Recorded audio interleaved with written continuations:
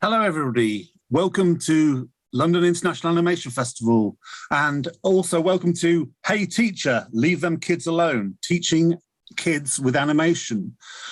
Kids animated TV can have a bad rap, a kind of visual pacifier for busy mums, dads and carers. But in reality, a lot of work and care goes into creating kids animation, especially when it's meant to teach kids about the world around them. Animated education was a growth industry through the lockdown, and its range is to be celebrated. Let's meet some of those involved here.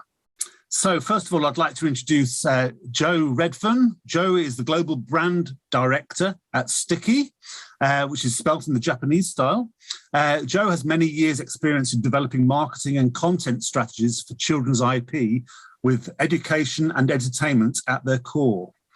Whilst at BBC Children's and Education, Joe worked across the Cbeebies portfolio, managing the brand extensions into magazines, consumer products and attractions, including the award-winning Cbeebies Land theme park and hotel at Alton Towers Resort. I'd love to go there, which was named TripAdvisor's Best of the Best in 2020.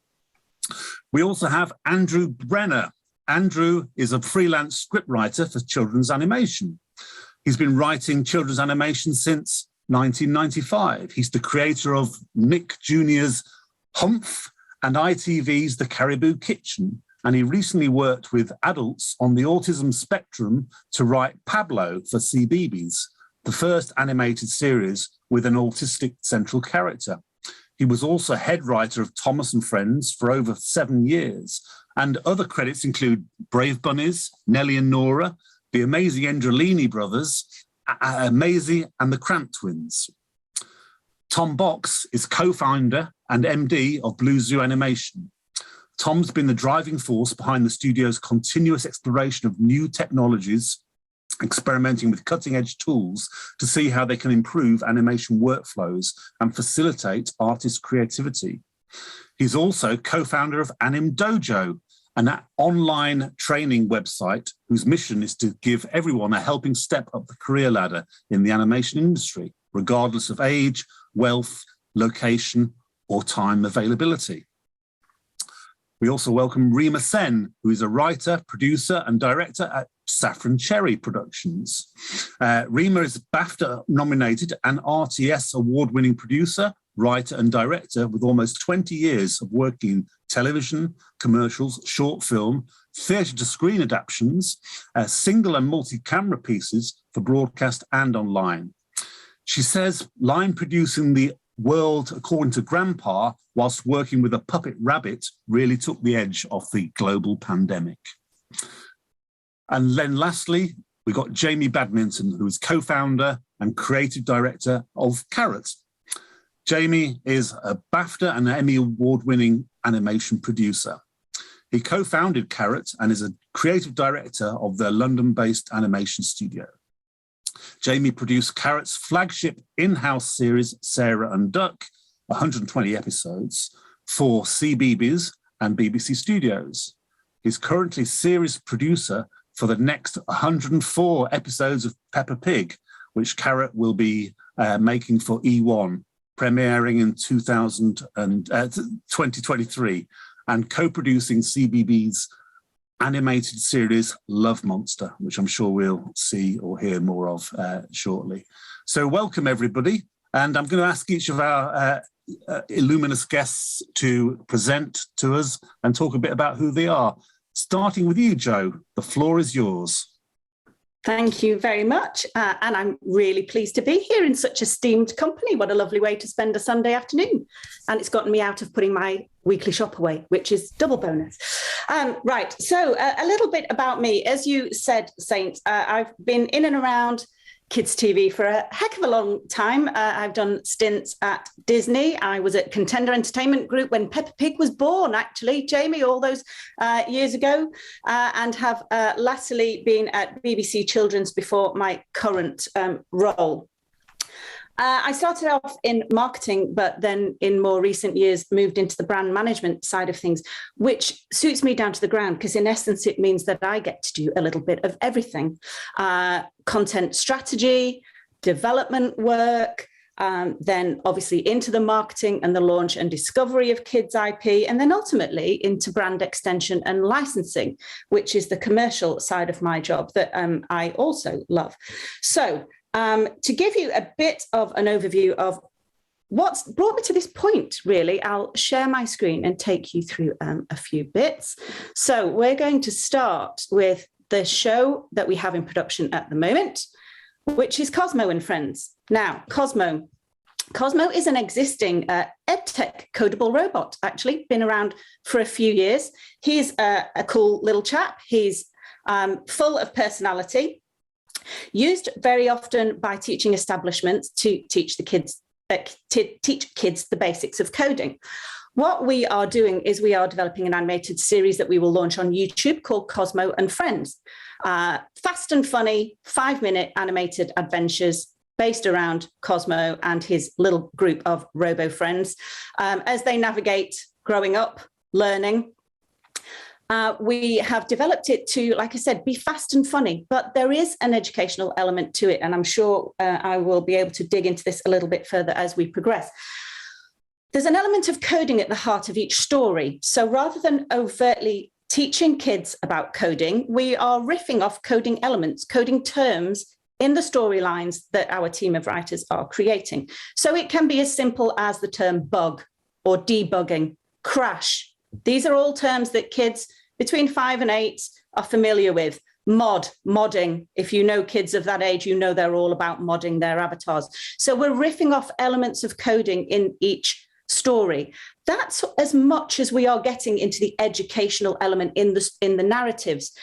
But for those kids who are interested in coding and whose interest might have been piqued by one of the stories, and they don't necessarily know what the term means in coding, alongside that, we're creating some live action explainer content that will sit alongside it on YouTube.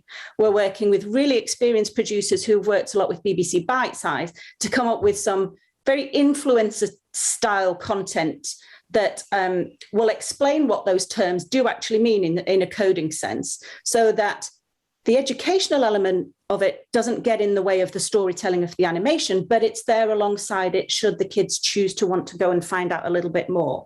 And that for me is a really interesting thing for kids learning on YouTube. Yes, they do want to laugh out loud and they do want to be entertained.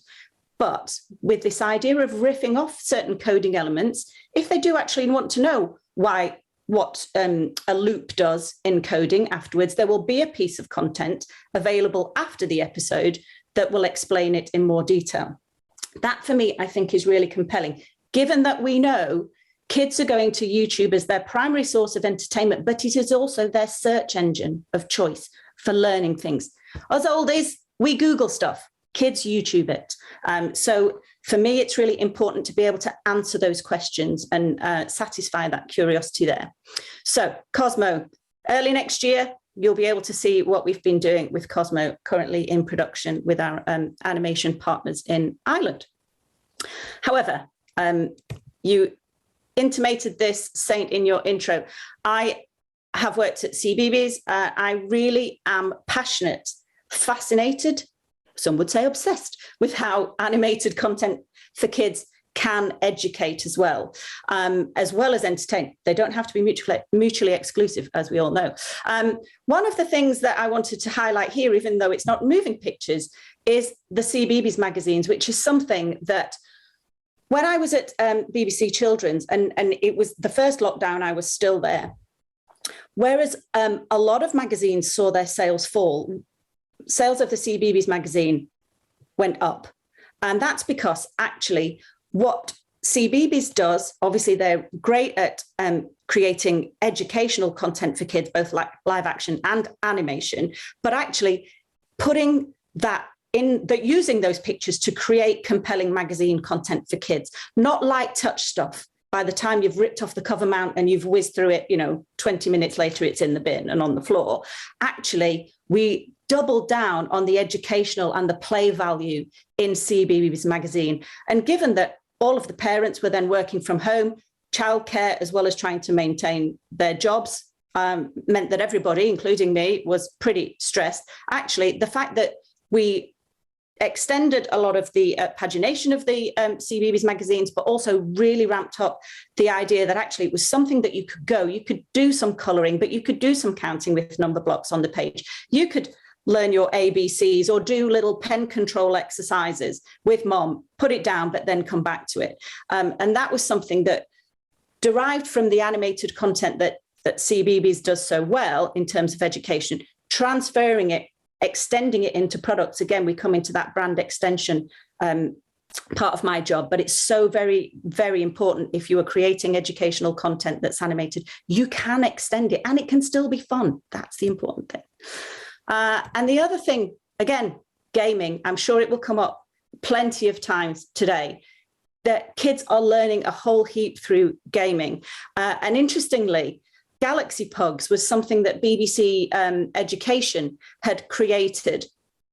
And in lockdown, what was really interesting to see when I was working with the audiences team was to see that actually a lot of the content, yes, they were watching Bite Size Daily, but kids were going back to playing some of the games that were on BBC Bite Size that hadn't really been given much prominence. But there was Galaxy Pugs and another one called Guardians of Mathematica. And when we looked at the stats, we noticed that the dwell time there was huge.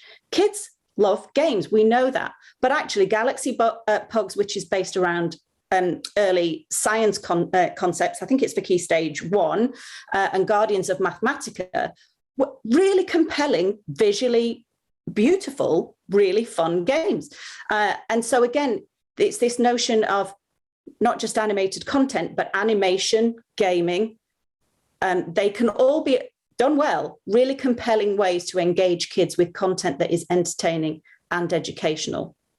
So I've got heaps more to say on the subject. Hopefully I'll get a chance to join in the conversation with everybody here. But that's me in a nutshell and why I'm passionate about animated content that can educate kids. So I'll hand back to you and let somebody else have a chance to speak now.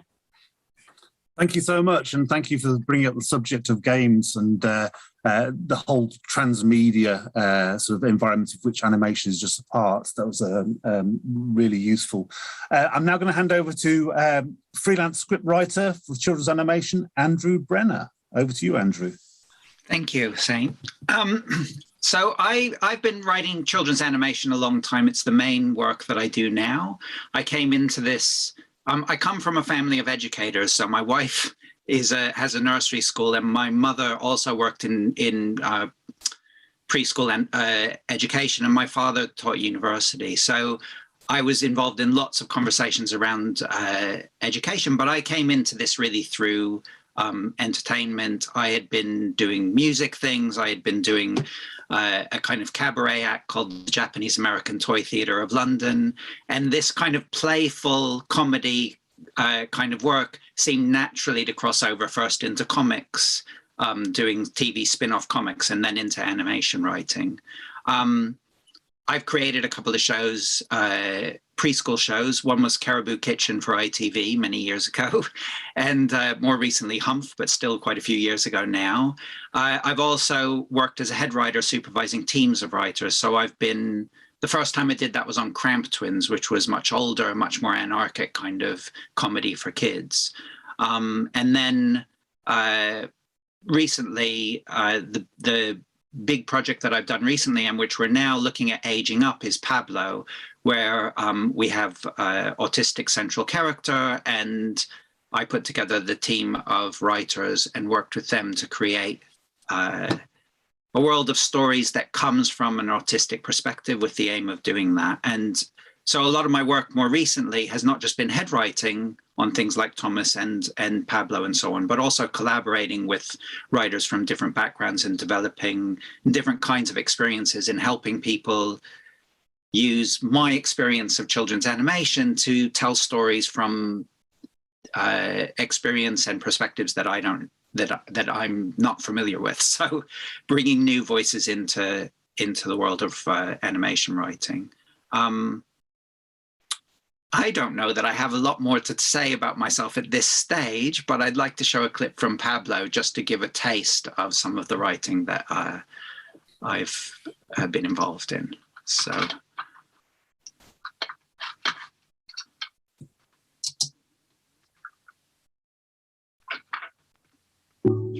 I can't smell Pablo anywhere. Hello, everybody. What's all this fuss about? Pablo's lost his smell. He hasn't seen it since he had his bath. Pablo's smell was probably swimming in the water. Everything in the water goes down the plug hole. Ask the taps. But I don't go down the plug hole. No, of course not. You're much too big to go. In point of fact, smells can make themselves very small. Smells can go anywhere, Even down the plug hole. even down the plug hole. And where does the water go after that? Into the pipe. And after that, into another pipe. And after that, We don't know. Let's turn on the taps again, and we can follow the water. Oh, good idea. Good idea.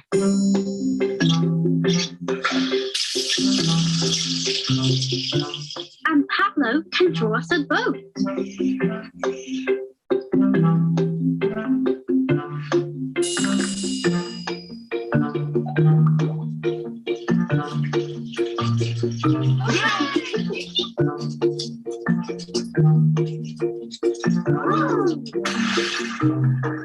Are we going the right way?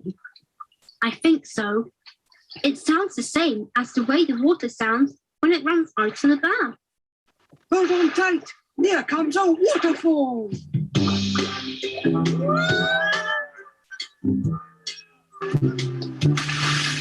Whoa! Do you know where you're going, Water?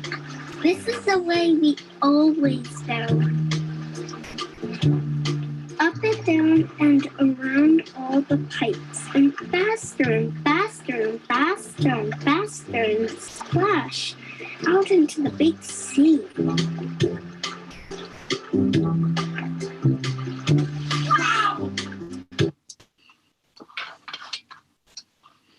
So just a little taste of some of the things we do on Pablo.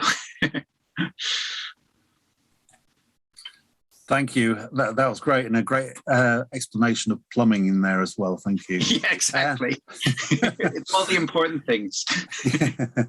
Great. And now I'm going to hand over to Tom Box, co-founder and MD of Blue Zoo.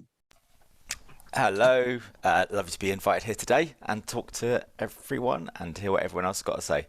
As Saint said, I'm one of the co-founders of Blue Zoo, and we started 21 years ago now. And from the early onset, we kind of started doing a lot of children's TV work. Our studio was born out of the fact that Cbeebies was starting the year after we started, so we were kind of born in that boom of kind of content when Freeview started. So that meant that we were doing children's TV, and we kind of got into that space quite early on, and after that have been kind of getting into making more educational space. And I think especially now we've all kind of matured and had children, we've realized how important it is to make sure the work we're doing is educational. And I think especially when I've seen my children watch these shows and then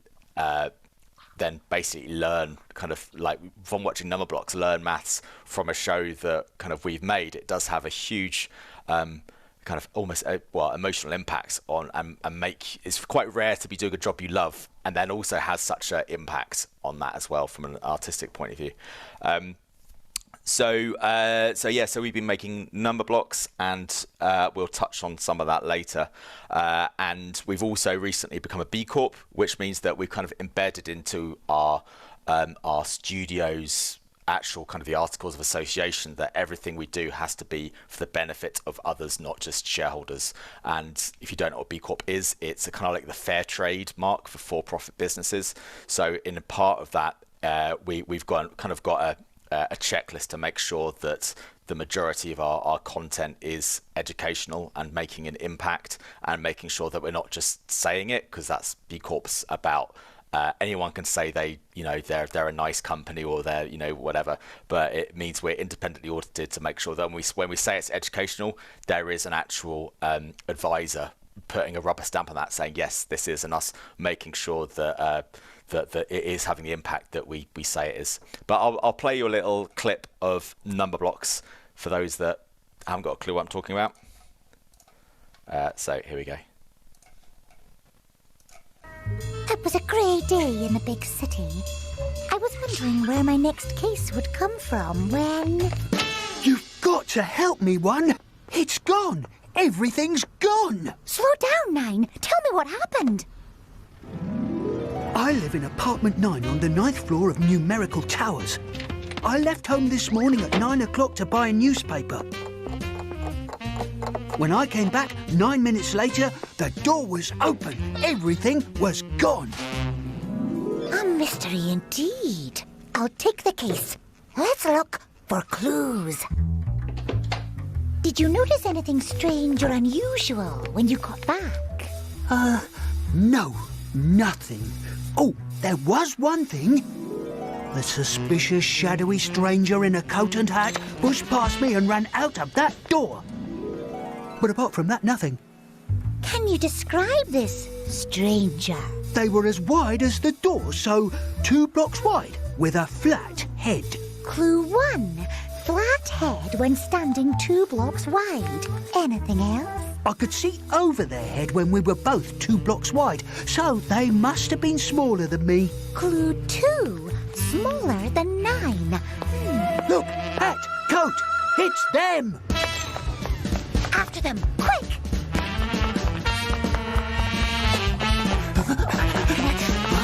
Oh, there, on the steps. The hat! These aren't steps! It's...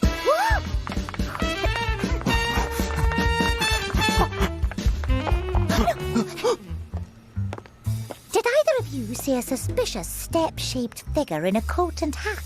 Sorry, friend. No one else down here. Just us. Something didn't add up. Or did it? So there we go. I'll stop there. It gives you a taste, but as you can see, it's is trying to really distill what the go a few more layers down on the education that previous shows have done. So it tries to, and then really build it about the characterization around the content as well. So there we go. Thank you, Tom. And we could have watched all the episodes of Number Blocks. That's amazing. So thank you. I'm now going to introduce Rima Sen, writer, producer, director from Saffron Cherry Productions. Hello. Rima. Hi. How are we doing? Nice to meet you, everyone who's dialing in. Lovely to be in the company of all of these lovely folks today on the panel. I can safely say I've watched all of the shows with my little girl, love them all. I sort of fell into doing animation, actually. My background has been more TV commercials, short films, and lots of, stage to screen adaptations. But there's been a lot of corporate world animation, so understand the process of it. And that's kind of what brought me into the world according to Grandpa. And for this, I started off line producing and then went into edit producing it, and series 2 and series producing it as well. This was actually written by a gentleman called Chris Heath, very lovely writer. And it's based on the stories that his grandfather told him as a kid. He used to make up nonsense stories, but then use the nonsense stories to then elicit real facts and educate Chris as his grandson. So Chris created a series of 25 episodes of the show, where we talk about lots of different themes, and all of the questions that make up each of the episodes came from primary school kids. So Chris went out into all the pre-pandemic, went into the schools, and then during the pandemic just did Zoom calls with the schools, as we're all aware, as we're doing these days, and got real questions from real kids. So you get questions like, where do cats go at night? And then things like, who invented dogs? Which obviously that's such a kid question. And so we each of the episodes, as I'll show you in this little clip, starts off with Grandpa telling a nonsense story, which it seems like nonsense, and it seems like what this all crazy imagination obviously translates really well into animation, because creativity and animation just go hand in hand so well. But then we have Halifax, who's a puppet rabbit. She's a very lovely puppet rabbit on set as well, I can confirm. And she then sort of brings the nonsense back and says, no, that's not what happens at all. Cats don't go out at night to mine for jam, believe it or not. Cats go out at night because they're crepuscular animals. So we were introducing big words to preschool audiences, but using animation, which really sort of helps kids see what they're learning. And as I'm sure everyone here will agree, they just sort of take on the nonsense and they take on the real facts, and it all goes in. But I will share my screen and play, because I realised that it makes no sense unless I play it. So I'll play it for you now. 1 second.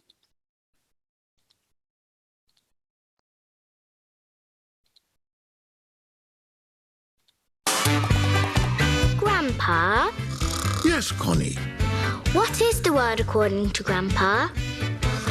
Connie, I'm very glad you asked me that. Here we go again. The World According to Grandpa is a wonderful new show about a storytelling grandpa who is awesome, fantastic, wise, and daft as a brush. Whenever one of his grandchildren asks him a question, he conjures up amazing, colorful worlds full of outer space bumblebees, exploding chilies, flying cats, Brussels sprouts, meteors, piggy rock bands, rhubarb-loving monsters, naughty wizards, and fire-breathing hamsters. Wow. And all of his stories are 100% true. Isn't that right, Halifax? Most definitely not. Grandpa's stories are never true. They're 100% piffle. So how do I find out the truth? That's why I'm here, Connie. After Grandpa's silly nonsense, I'll tell you the absolute truth, giving you fascinating, easy-to-understand answers to your brilliant questions. What happens inside a computer? What are stars? What happened to all the dinosaurs? Why can't animals talk? Why is the world round? Why do the seasons change? What are rainbows made of? Why do cats go out at night? And that's what the world according to Grandpa is all about. It's 25 11-minute episodes crammed with a unique blend of live action and animation, entertaining kids with fantastical tales and colourful, fascinating explanations. And me! Ah, now I get it. Yes. Thank you, Halifax. I couldn't have put it better myself.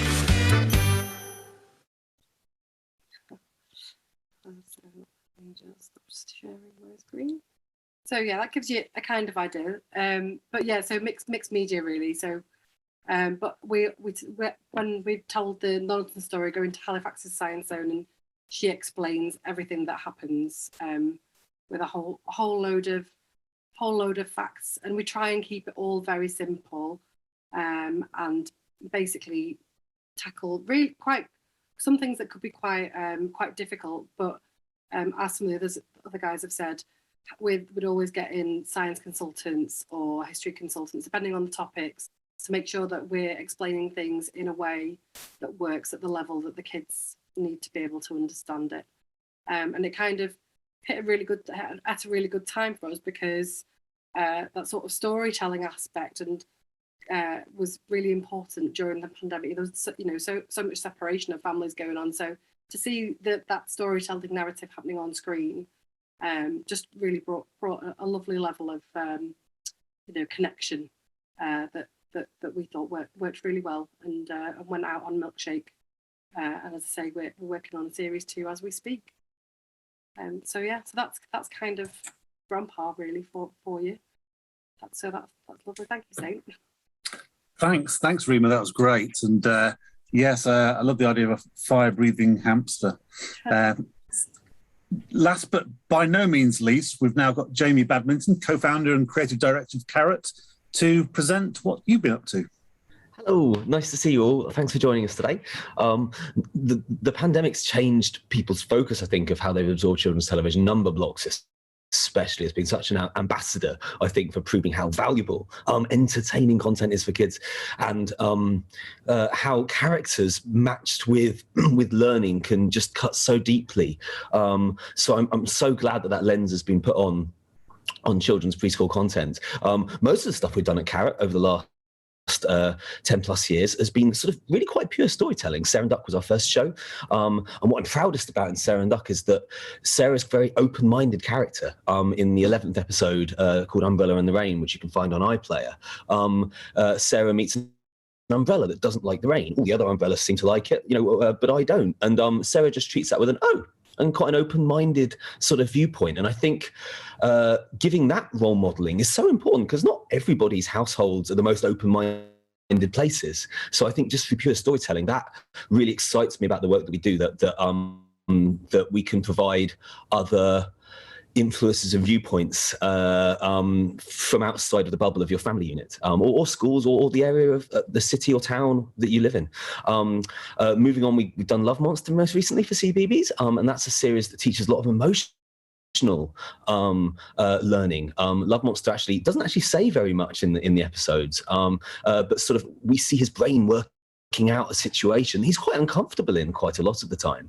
So it's really exciting to be able to sort of have a child quietly watch through over the 7 minutes how he solves that problem and becomes comfortable with it, because a lot of I think you do keep quite quiet until you work things out as a child. So Love Monster's sort of an ambassador for that, really.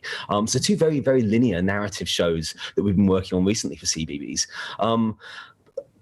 Quite recently, in the last 4 or 5 years, we've been involved with a show called Magic Hands, which is made by Flashing Lights Media, and it's a sign language show. The first series, which we didn't do, had a lot of poems and stories in. The second series we got on board taught Shakespeare and plays all the way through. It went very, very deep into quite complex language, but having an animated backdrop for sign language and storytelling and visualizing it and making it exciting. Hopefully a show that's just as accessible for hearing audiences as non-hearing audiences. And then for the third series, we moved to teaching music to deaf audiences, which I think is a really interesting concept, trying to bring to life the sensation of listening to music, and bringing that accessibility to the screen. So I've got a clip here from Magic Hands. There's 6 characters in the show, alongside the human cast that sign, and every episode one character is chosen to be the storyteller, and the others transform into sort of musical beats that start to replicate the sensation of listening to the music. We always learn a couple of words as well at the start of an episode, so that you can sort of look out for when that word, say tree, sort of appears on screen. But it's hopefully just as entertaining for all audience members, but really gets that inclusivity at the center of the schedules. I'm going to screen share and show you a clip. Here we go.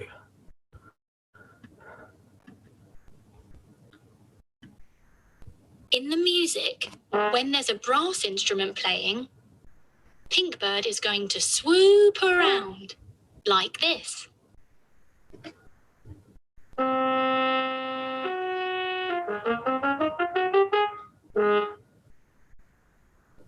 The music will make twinkly little sounds. Click-clack will show us like this.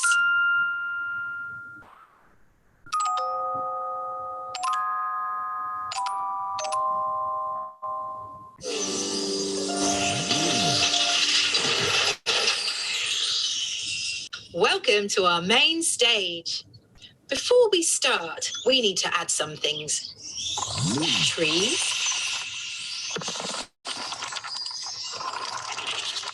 A rug. A picnic basket.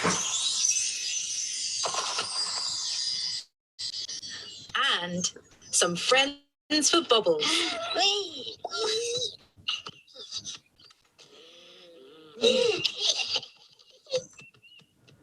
Ready to start the music?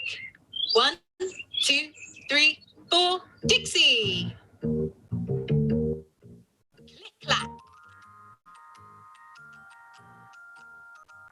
Pinkbird!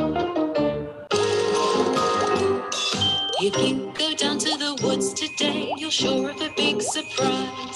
If you go down to the woods today, you'd better go in disguise. For every bear that ever there was will gather there for certain, because today's the day the teddy bears have their picnic. I'm singing in the rain, just sing. I'll pause it there, but that gives you a real taste, hopefully, of how complex that show is. There's so much going on in a way, but hopefully, it gets that sensation of music across to audiences. And since we've done a Christmas series that I'm sure will be back on iPlayer this Christmas. We've also done a Black History Songs series as well, which just got nominated for an Inclusivity Award at Kids Screen up against Michelle Obama's new series, because all of the songs used come from Black performers, and it's just been fantastic to evolve the concept and represent even more strongly through the series. So yeah, that's a few of the projects we've been doing recently. Thanks.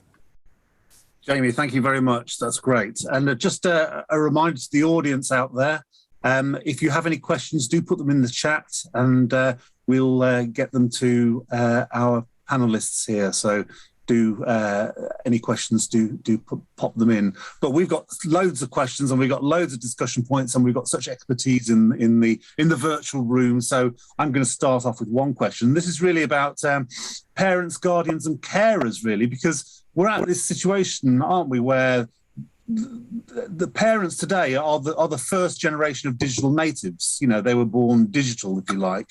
Has this changed what is demanded from kids' animation these days? Are today's parents, guardians, carers more picky in terms of what they want kids to watch? Has the lockdown made them more aware of the educational aspects of animation? Joe, do you have any sense of carers being more and parents being more demanding these days as digital natives themselves? Yes, I certainly do. I think, as you said, particularly millennial parents have grown up also using YouTube as a search engine. And really, I think certainly when we were all thrust into lockdown, it put a lot of pressure on parents to figure out, until schools mobilized and moved learning online, which was very tricky for a lot of schools. It was beholden on parents to try and find something to do with kids. And as a mum of teen boys myself, I was in that same boat. All of a sudden, slight panic set in. Not only have I got to carry on working from home, I've got to find something for the kids to do that wasn't just Xbox. Thankfully, a lot of EdTech providers and platforms took down their paywalls, so that was great. I'm sure I wasn't alone in going online straight away, searching for easy things to download to give the kids to do at the dining table whilst I was trying to do work. But YouTube similarly became a great resource then, looking at things like TEDx. There's a couple of brilliant channels that we found, well, to be fair, the kids found, that they tucked into for quite large chunks of time. There are great channels like Kurzgesagt. I don't know if you've heard of Kurzgesagt. And another one called Oversimplified, which is great.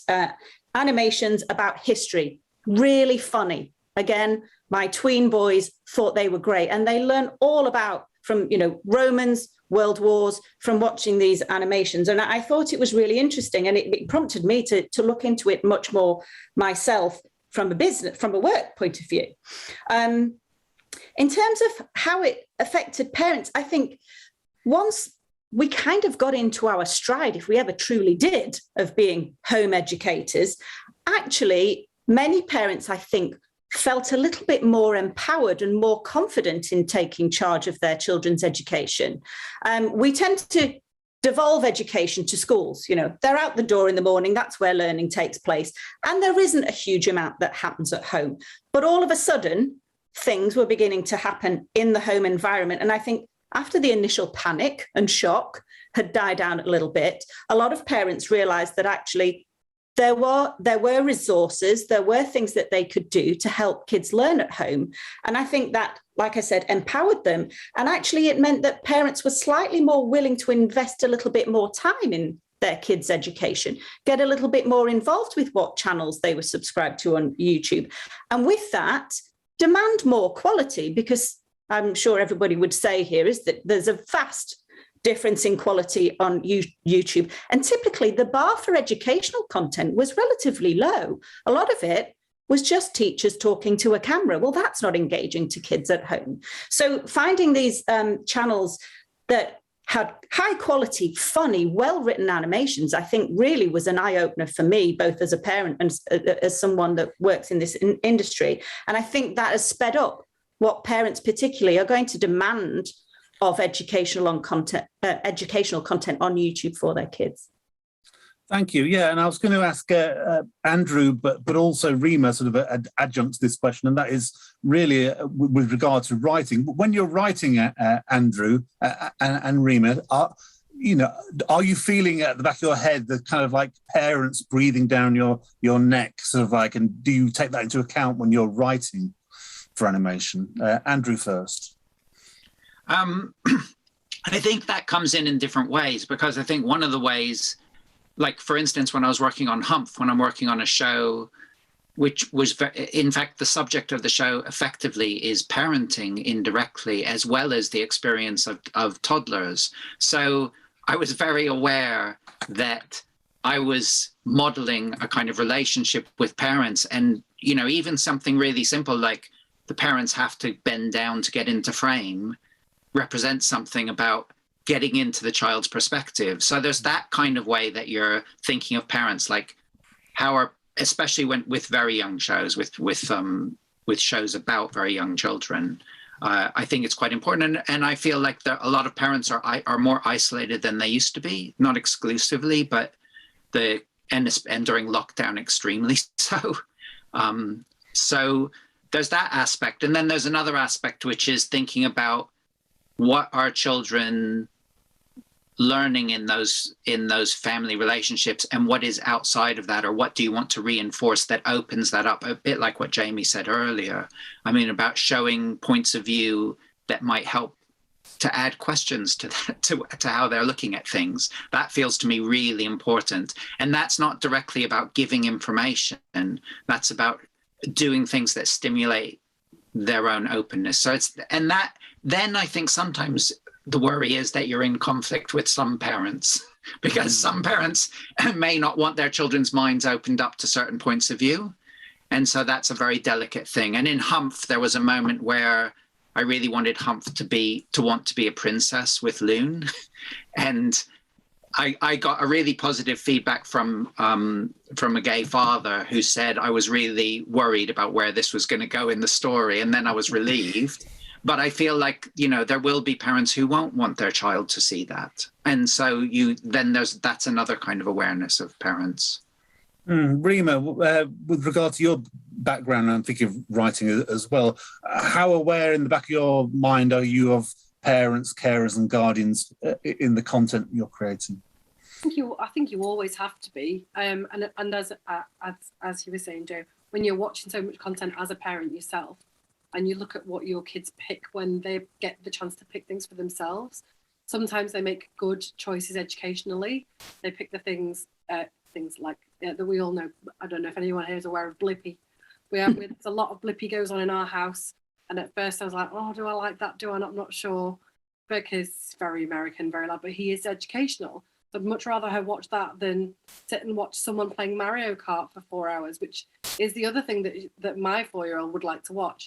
So when you're writing things, you have to strike the balance of being interesting and fun and colourful enough that they are drawn in, but still educating them and making sure that, we're very lucky that a lot of the content that has traditionally come out of the UK is so good that it goes everywhere. We generally should be quite proud of the content we make. So I think you have to always try and hit that bar and that level of writing really well and quality content that's educational but fun. And as you say, you're not going to always please every parent. So you just have to, and some shows will go for humour or, pop culture references that draw in parents of a certain age, or whichever way you do it, as long as it works for that audience, that's what you kind of have to go for. But I think at the heart of it, because we are all making educational content, that part has to be right. So then the bits that draw in other people, that's kind of, yes, it's nice to have, but you have to make sure that the educational stuff works first and foremost. Thanks. Tom, what are your touchstones with parents, guardians and carers in the work you do? I mean, obviously, you probably have people around the studio and maybe yourself who have that background, but how do you ensure that the work you do it takes on board, parents' sort of demands and ideas? Well, I think it's more about making sure that it's doing its job, which is this in the sense of making sure that the content is correct. And if you marry having those, like as we've talked about, having those advisors who really know their stuff and know what the correct level is for the audiences and the best ways of imparting that knowledge, and then you're combining that with the artistic and animation sensibilities that we know work, that marriage can make something very special. So we have for the shows we've made, because Alpha Blocks Number Blocks is made by Number Blocks Limited, which we kind of co-own with Joe Elliott, who is the showrunner for those shows, and I know that the company has commissioned a kind of research to make sure that it's hitting the right spot and seeing where it might not be. So I think when you make animation, you can easily just say, I'll just do what I enjoy. But even though if you're enjoying it, may not mean it's being impactful as it might be without getting an external perspective. And I think with animation, it's very easy just to make stuff that you think's good, but it might not have quite the impact you want. Thank you. Yes. Jamie, what about you? From the point of view of it's so important that we research, that we pay attention to our own sensibilities on a subject, and I think, for example, when we were looking at recently a storyline about fussy eating, is that responsible for us to do? Because we could, for our main character, be sort of planting seeds of creating that that anxiety. I know you mentioned it. It's really crucial that we just always have an open mind from those characters, and that we get the right tone in a story when delving into a subject like that, and use our own personal barometers. That's we keep a close eye on that. Yeah, and I noticed that that idea of making it entertaining and engaging for parents as well. I noticed that Number Blocks use that film noir thing, which kids won't get, but parents will absolutely love.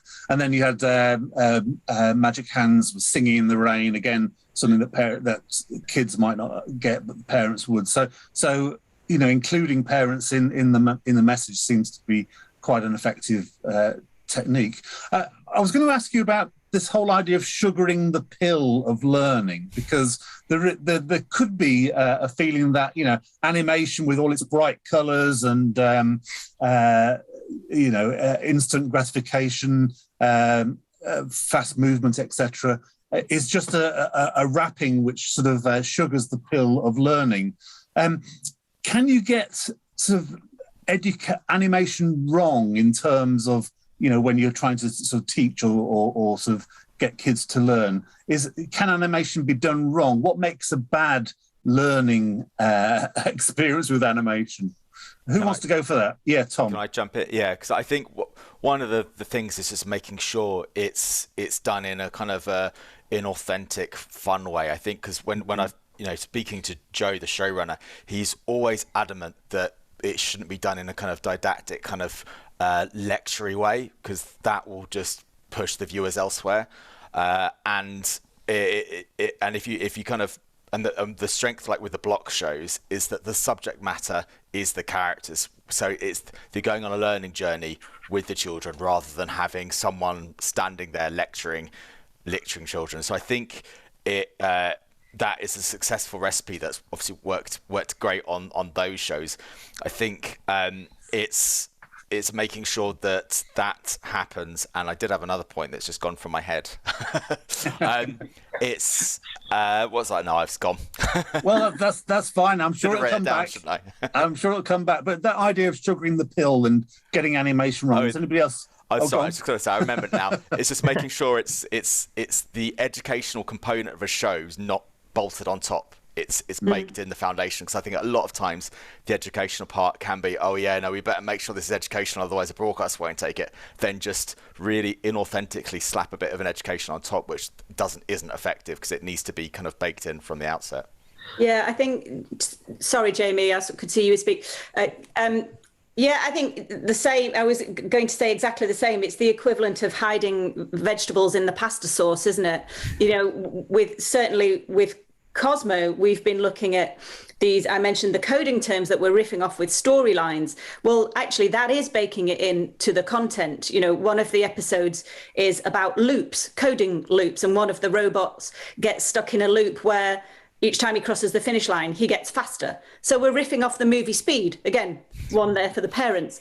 But until they can break the loop, then the robot keeps speeding up. So it's about the narrative and it's about the story, but intrinsic to that is this idea that a loop is something that happens in coding. And I think baking it in that way, that it's not a pill in that sense. You don't have to sugar the pill, because it's just fun. It's a piece of cake that they actually want to eat.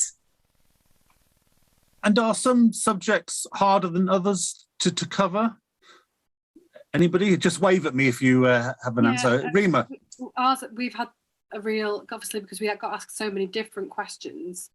And so there were definitely some of our episodes which were harder to make more fun, if you like. And as you say, you sort of, because our show is in two halves, and you have kind of the nonsense half and then the explanation half, and making sure that because we have live action kids in there who are going through that learning journey with the kids watching at home. You just have to be really careful and make sure that you do really break it down and do it in a way that you don't have to teach them absolutely everything. I think that's important to remember. It's the kids are curious and they do want to learn, so it's giving them the bits that they need to then want to go on and ask extra questions or cement other things, as other people have said, that they're learning at home or at school, or it's just feeding that curiosity. So you don't always have to, as you say, just narrate everything to them, and as they would be getting in their classroom, just someone just chatting at them. Mm-hmm. Yeah, sometimes animation could be seen as a universal panacea for everything, and of course it's not. I was going to move on to another question. This is about sort of I guess in international partnerships. There's a lot of sort of partnerships when you're creating an animation, because animation can be costly. But when developing or working with a character or property, how much do you need to be aware of different territories that the work might be seen in? Because different mores, different attitudes exist in different countries in different parts of the world. Is there an awareness that you have to take on board when you're creating something, Jamie? Oh gosh, I think absolutely. From the point of view of thinking about LGBT representation, what I'm so pleased is with some of the partners we're working at the moment is that they're not pulling the content back for those countries that are behind and that have laws. I think we can't. There's certain things you can't do in China or Qatar, or based on the law of the country. So it's super important that we don't let our global content get held back by a few countries like that. And I'm very pleased that some of the partners we're working with are taking that. Let's be as bold as we can be in representation of family units at an age when it just can be presented as just a natural part of the world. And then maybe find ways to adjust the scripting at a later stage. And I think that's the solution, if you have to have a solution in those territories, as you maybe produce work for 180 territories. So I think it's so important that we as open-minded storytellers keep pushing the envelope on that stage and pushing to make sure that we're not holding ourselves back by the louder few, and that's existing more and more in the world at the moment, and they sometimes can be louder. So I think there's another aspect, which is that different countries have a different idea about how to educate children, and especially when you come to most of the work that I've done is in narrative storytelling, and the education is often emotional, social development. That's the educational element of it.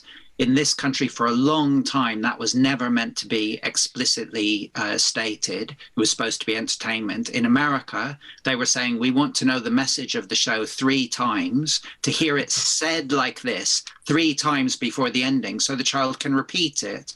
And so there's this idea that if a child has taken in an emotional phrase and can repeat it, they've understood something. And I think that's a big question for me personally, and for certain educational advisors. That's not really where they feel the learning happens, but some people do. You know, if you can name all these emotions, do you understand your feelings? Maybe it helps, but maybe that's not the only element. So, and the other thing that I think is very different is having open-ended questions. So we really believe strongly that education is about giving answers to children at whatever age. Whereas I've seen programs from Japan where it's an educational program and all they do say is watch like a hawk. And then you just have to watch. They don't tell you anything. You see something or you don't see something, you notice it. And I think it's really interesting in the clip that we saw of number blocks, there was a lot of implicit information about numbers that was not directly stated.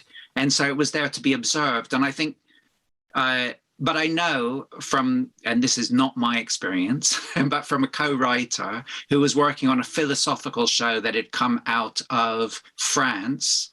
In France, they would accept an open-ended philosophical question to child. And in the UK, they would not. And the BBC got very worried that children would come out of the television, wherever they were watching, and ask a parent this big philosophical question, and the parents would freak out and tell them not to watch the show anymore. So there's this other thing about, do we trust children to think for themselves? Do we trust children to engage with big questions? I mean, I think what Rima's doing is interesting in this, because it's also, those kids are asking their own questions. So it's like, do we encourage curiosity and questions and not answer everything? You know, actually, we want children to have questions that they can't solve, that we don't know the answers to. I think that's what will get children wanting to learn. That's how, yeah. Thanks, Joe. I was just going to build on that, because I think it's absolutely right. And I think that's why particularly YouTube is so compelling for kids, because if the parents don't answer the question, they'll go and find it themselves. They won't just sit there and say, oh, well, I'm happy not to know that then. They will go and find out themselves. And that's what is the opportunity for people like us, is to create something that stimulates them or provides those answers. Because, you know, I come back to this idea of classroom-based learning. It's a Victorian construct. It's over 100 years old, that kids sit for 45 minutes, they sit quietly and they're told what they should learn and they're supposed to absorb it. But to your point, Andrew, I think one thing that educational content and educational animated content can do is sometimes it can answer, but sometimes it can just seed ideas. And that's okay too. You know, great if you can then also follow up and provide the answers. But similarly, just seeding those ideas, I think, is really interesting. And I'm going to geek out a little bit here in that I was reading a report from McKinsey recently, who have identified called 56 deltas, distinct elements of learning. But these are going to be kind of factors in future success for kids. And they come down to, it's not data or maths or science, it's critical thinking, it's analysis, it's being able to question, it's a flexible approach to learning, very human things, because obviously machines are going to be taking on a lot of the jobs that our kids will be doing. So this is what I think is really compelling and interesting about what we can do, is that's right in our wheelhouse. We're all capable of creating compelling animated content that can get kids questioning, thinking critically, thinking around problems, not fixed. And that, for me, I think is something that's really interesting to explore. Thank you. I'm going to move on to, and I'm going to bring in a question from Nathan here, who, and I'm going to make it, I'm going to intertwine it really with this idea of what I think on the Sutikki site it calls multi-screen kids. The idea that, we're the generation that think about TVs, but today's kids, see things in a whole variety of different devices. And Nathan actually asks about sort of mediums like VR and AR, and whether that's going to, how do you see the future of what you do and of learning through those medium? Are they things that you're experimenting with, or do you see them as just yet another kind of medium? So who wants to speak about AR, VR, and the future of animation? Big question, isn't it? Yeah, it is. Yeah.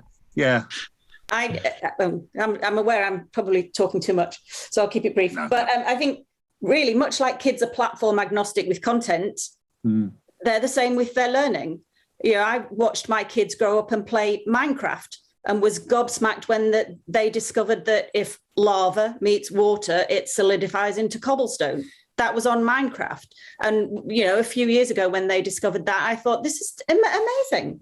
And now very much, they're watching, they're learning on YouTube, on TV. They're dual screening, my two are on their Xbox while their phone is on their lap watching YouTube.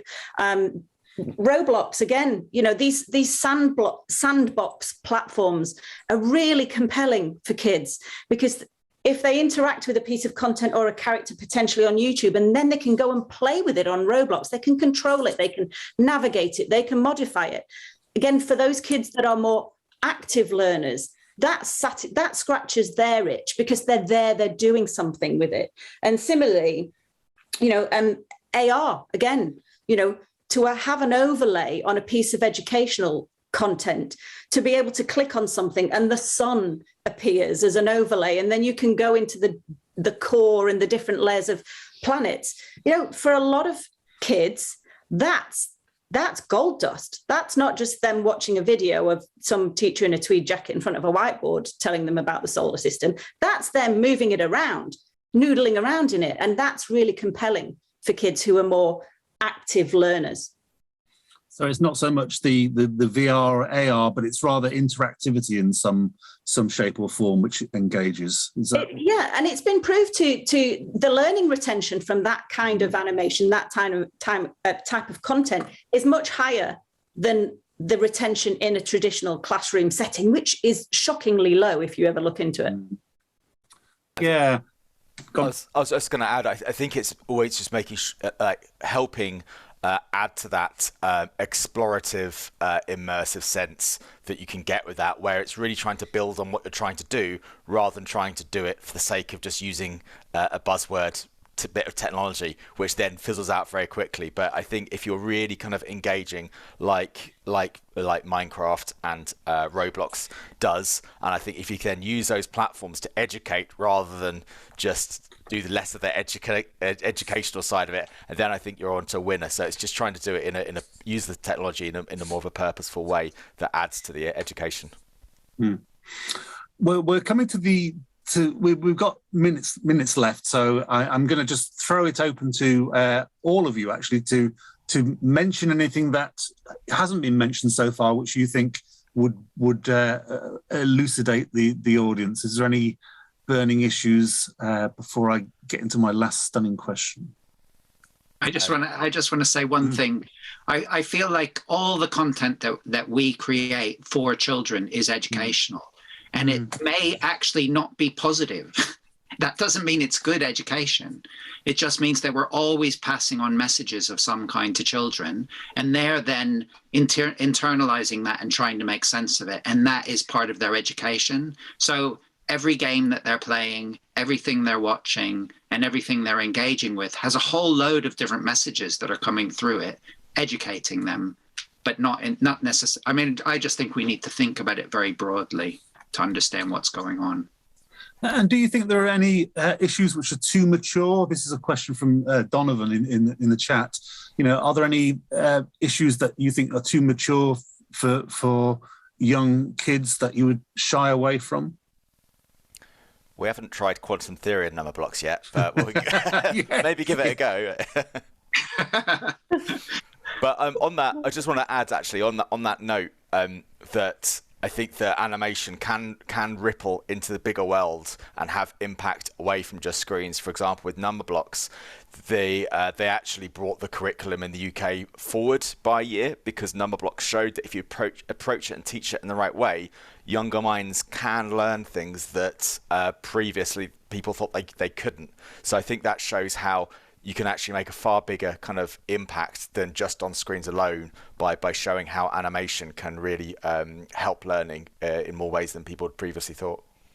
And sometimes at the youngest age, the mind is as open as it is ever going to be as well. So sometimes just, I keep going on about it now, but family units, the best age to mention it sometimes is 4 or 5, when it's like, oh, okay.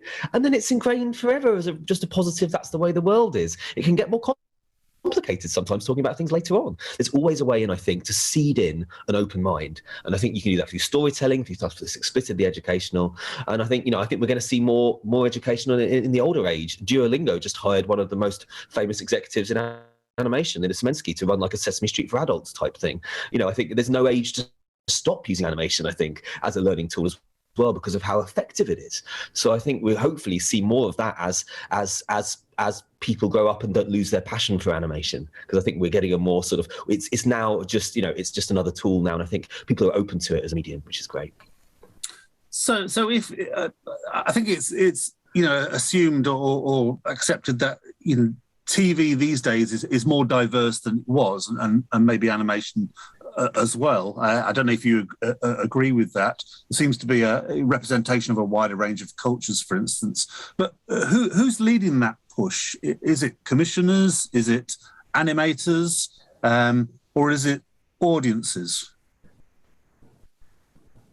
I think just speaking for the world according to Grandpa, it's a combination of all of those things. And it's a desire on the part of everyone involved to make it more diverse. Because audiences want it, because commissioners want it, and because everyone feels like it's the right thing to do. So, okay, our cast are, all non-white, and a lot of our crew was, and a lot of the animated characters were as well. But also represent, the disabilities, different family units, as Jamie was saying. And I think it's just really important to, from a preschool age, have it as a given, so that those kids can be like, this is just what the world is, because it's only the older ones that question it anyway. So I think everyone's asking for it, and if they're not, we're the ones that should be thinking about that to make everybody else think about it. I think about that from myself as a young age, watching animation, watching Me and You, and programs like that, and all of those kids programs that we would have loved to watch. And we are the right people to do that. And there's a certain level of trust, isn't there, in sort of animation and creating stuff for kids in general anyway. But I'm just going to go to Tammy's question. She sort of says, as parents, educators and program makers, how do we safeguard children on platforms such as YouTube? Because obviously, we know that kids take things in from a whole variety of sources, and, we can't sort of necessarily sort of safeguard them or be totally sort of protective. So how do we ensure that kids are in some way protected? Sorry, Andrew. No, I was just going to say, I feel the most important thing is that we actually engage with the media that our children engage with, and that actually where there's problems is when parents step back from that media and they don't really know what it is. And they either miss things that are going on in that context, or they're dismissive of it. And there's, if you engage with it, both you can interpret for your children and help them and share your point of view, but you can also understand what's pulling them into it and why it's interesting. In my time, it was much more gaming, which I still think it is, but it was not online gaming. It was, video gaming at home, but also TV content. And I think you just have to engage with everything that your children are engaging with if you really want to protect them. And I guess last question, and that is about gamification, this idea that you can use game mechanics to lure people in. have you got any commentary on that? Is it a thing, or is it just a fad in terms of creating content? Gamification. Do you know about gamification? Do you use those techniques? Yeah, I mean, because our block shows, we have all the apps, and they're always kind of doing well in the app stores, which shows you the kind of, I don't know, that's more the parents saying, if you're going to play on the screen, then I want you to be playing an educational game over something else. So it's, but I think if you're looking at it from a sense of luring people in, it's doing it from the wrong way. It's trying to, that's bolting it on top kind of terminology, where I think if you're really trying to embed those dynamics into because a lot of those things are psychological in terms of kind of keeping people in the system, where it's more just trying to keep their engagement without diluting what you're trying to do. Yeah, I think gamification techniques aren't strictly new. Pop quizzes in content have been around for a long time, and that's a very gamified way of learning. Similarly, league tables or leaderboards at school is no different to kids using an app and trying to get a good score on Language Nut, which is one of the ones that my kids use for their school. So I think the techniques aren't necessarily new, but again, it's using them sensitively and in a way that kids engage with. We know that kids' attention spans aren't necessarily as long as they used to be, but actually putting in quizzes can really help. So I think gamification used in the right way is a really compelling way to educate kids. In the moment, I think there's always a space where the things that shout loudest sort of can get the most attention. I think we all need to be aware that maybe the diet of content is changing. If it's a look at this a loud piece of YouTube content, it will get the attention over going back to a linear channel. The diet is programmed there, and I think parents need to just be aware that they need to find a diet of content for their children, and we should value things like Cbeebies or where Milkshake are trying to really curate a range of different viewpoints to make sure they don't just watch one thing all the time. And we do have that at the moment, but I think if it's not celebrated and protected, we that sort of curated collection of content could disappear in a more of a sort of find it by yourself type universe. And that's another way I think we can protect. You can guarantee your child gets a nice diet and serving of lots of different viewpoints, and it's up to the parents to protect that more than ever. Yeah. Thank you. Folks, talking about diets and serving, it's past lunchtime, and just to say we've run out of time, and we've kept it going as long as we can, but the lights are going to go out soon, so we have to call it a day here. So just to say thank you very much for such a wide-ranging and highly expert sort of insight into the whole issue of learning and teaching and animation, and the part you guys have to play in that. So thank you very much. So very grateful to Joe Redfern, Andrew Brenner, Tom Box, Rima Sen, and Jamie Badminton. Thank you all very much. And hopefully we'll have another one of these next year. Thank you. Bye-bye. Thank you. Everyone. Bye. Thank you.